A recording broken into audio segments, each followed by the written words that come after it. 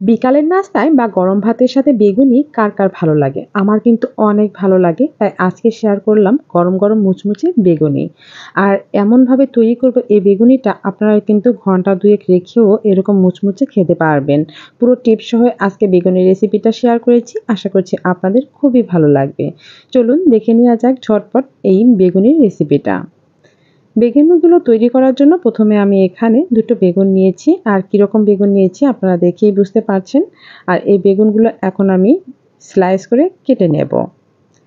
বেগুনগুলো স্লাইস করে কেটে ধুয়ে পরিষ্কার করে নিয়েছি আর পানি ঝরিয়ে নিয়েছি। এখন এই স্লাইস করা বেগুনগুলো খুব সুন্দর করে ম্যারিনেট করে রাখবো। তার জন্য আমি এখানে পরিমাণ মতো লবণ দিয়ে দেব প্রথমেই। হাফ চামচের মতো লবণ দিয়ে দিলাম আর দিয়ে দিব হাফ চামচ পরিমাণের লাল মরিচের গুঁড়ো। আর মরিচ এবং লবণ দিয়ে যদি এটা খুব ভালো করে মাখিয়ে রাখেন তাহলে দেখবেন এই বেগুনগুলো খুবই সফট হবে এবং ভিতরে ঝালগুলো খুব সুন্দর মতো লেগে যাবে। এটা তৈরি করার পরে আরও বেশি টেস্টি হবে। তাই লবণ এবং মরিচের গুঁড়ো দিয়েও খুব সুন্দর করে মাখিয়ে আমি এটা রেখে দিলাম 10 মিনিট আগেই। এখন হচ্ছে আমি একটা মিক্সিং বোল নিলাম, তাতে আমি 1.5 কাপ পরিমাণে বেসন নিয়ে নেব। 1.5 কাপ পরিমাণে বেসন নিয়ে এর মধ্যে আমি হাফ কাপের একটু দিয়ে দিলাম বেশি চালের গুঁড়ো। চালের গুঁড়া যদি আপনার হাতের কাছে না থাকেন এখানে কিন্তু কর্নফ্লাওয়ারটাও দিতে পারেন। এরপরে 1 চামচ পরিমাণে লাল মরিচের গুঁড়া, হাফ চামচ হলুদ গুঁড়া, হাফ চামচ ধনিয়া গুঁড়া, হাফ চামচ জিরা গুঁড়া, হাফ চামচ গরম মশলা গুঁড়া, হাফ চামচ বেকিং পাউডার আর 1 চামচ আদা ও রসুনের পেস্ট দিয়ে খুব ভালো করে প্রথমে একটু মিক্সড করে নিচ্ছি। আর পানির পরিমাণটা অল্প অল্প দিবেন, তাহলে কিন্তু এটা খুব সুন্দর ব্যাটার হবে, আর না হলে পাতলাও হয়ে যেতে পারে। তাই সাবধানের সাথে ব্যাটারটা রেডি করবেন। আর বেগুনি তৈরি করার জন্য অবশ্যই ব্যাটারটা ঘন হতে হবে। তো অল্প অল্প পানি দিয়ে খুব ভালো করে আমি হাত দিয়ে মাখিয়ে ব্যাটারটা রেডি করে নিচ্ছি। ব্যাটারের মধ্যে এখন আমি স্বাদ মতো লবণ দিয়ে দিব। বেগুনগুলো যেহেতু আমি লবণ দিয়ে মাখিয়ে রেখেছি, সেক্ষেত্রে লবণটা কিন্তু চেক করে দেবেন, না হলে দেখা গেছে এগুলো লবণ বেশি হয়ে যাবে। আর যে কোনো চপ বা বেগুনি তৈরি করার ক্ষেত্রে লবণ বেশি হলে কিন্তু এটা খেতে ভালো লাগবে না।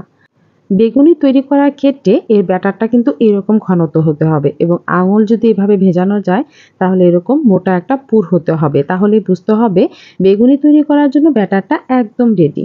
এরপরে একটা বেগুনি স্লাইস নিয়ে এভাবে বেসনের মধ্যে আমি ভিজিয়ে দেখিয়ে দিচ্ছি কিভাবে বেগুনিগুলো তৈরি করবেন।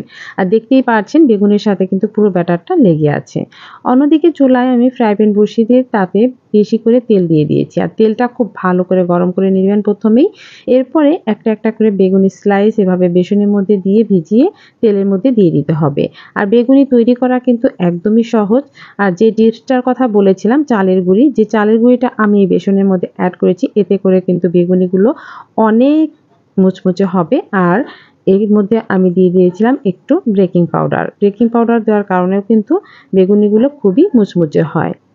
বেগুনিগুলো এভাবে উল্টিয়ে পাল্টিয়ে আমি ভেজে নেব। আর যতক্ষণ পর্যন্ত পর্যাপ্ত কালার না হবে সে পর্যন্ত ভাজতে থাকবো।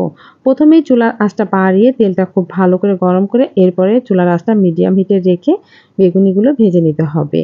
এই বেগুনিগুলো আমার ভাজা হয়ে গিয়েছে, তুলে নিলাম। এরপরে আবারও সেম উপায়ে আমি এই বেগুনিগুলো তৈরি করে নেব। আর বেগুনিগুলো কিভাবে তৈরি করছি আপনি দেখেই বুঝতে পারছেন কতটা সহজ, কিন্তু খেতে হয় অসাধারণ। বিকালের নাস্তায় এই বেগুনিগুলো কিন্তু একদম পারফেক্ট। আপনি মাত্র 10 মিনিটে এই বেগুনিগুলো তৈরি করে সবাইকে পরিবেশন করতে পারেন। উল্টিয়ে পাল্টিয়ে পুরো বেগুনিগুলোই আমি ভেজে নিচ্ছি। স্প্যাচুলারের সাহায্যে যদি এইভাবে উপরে একটু তেল উঠিয়ে দেন তাহলে দেখবেন এগুলো ফুলে ডাবল হয়ে গিয়েছে আর খুবই মুচমুচে হবে।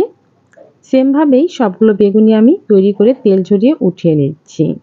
তৈরি হয়ে গেল মজাদার মুচমুচে বেগুনি। ঘরে বসে কিন্তু এই মুচমুচে বেগুনিগুলো তৈরি করে নিতে পারেন। হোটেলের থেকে কোনো অংশে কম নয়। বাসায় তৈরি করে খাবার কিন্তু সবসময় ফ্রেশ থাকে। তাই বাসায় তৈরি করে বাচ্চাদের এবং নিজেও খাবেন। সবাইকে পরিবেশন করবেন। দেখবেন কতটা ভালো লাগে। রেসিপিটা কেমন লাগলো তা অবশ্যই কমেন্টসে জানাবেন। সবাই ভালো থাকবেন, সুস্থ থাকবেন। আজকে এই পর্যন্তই। আল্লাহ হাফেজ।